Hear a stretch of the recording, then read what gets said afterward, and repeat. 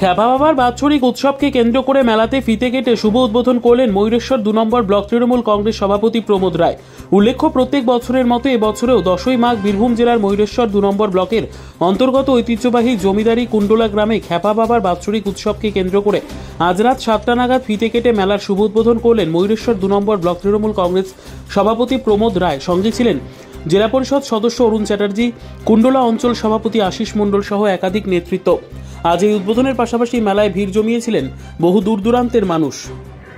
আজকে কুণ্ডলা পঞ্চায়েতে কুণ্ডলা গ্রামের খ্যাপা বাবার পূজা উপলক্ষে কুণ্ডলা স্পোর্টিং অ্যাসোসিয়েশনের ক্লাবের উদ্যোগে যে মেলা আয়োজিত হয়েছে, এই মহামিলন মেলা উদ্বোধন অনুষ্ঠানে আমরা এসেছিলাম। আজকে মেলা উদ্বোধন করলাম থেকে এবং মঞ্চে মানুষজনের সঙ্গে আলাপচারিতা করে মেলার উদ্বোধন করলাম।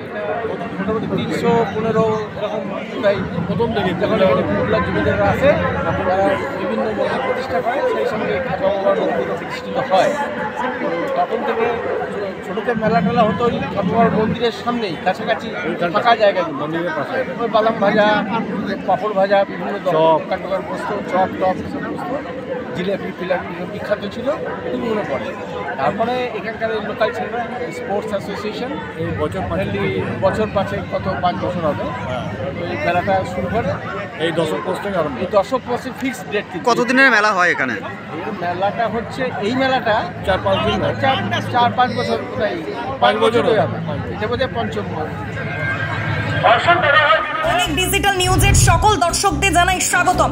যে সমস্ত দর্শকরা আমাদের চ্যানেলটি এখনো ফলো বা সাবস্ক্রাইব করেননি তাদের জানাবো খুব তাড়াতাড়ি আমাদের ফেসবুক পেজটি ফলো ও ইউটিউব চ্যানেলটি সাবস্ক্রাইব করে রাখুন। ধন্যবাদ।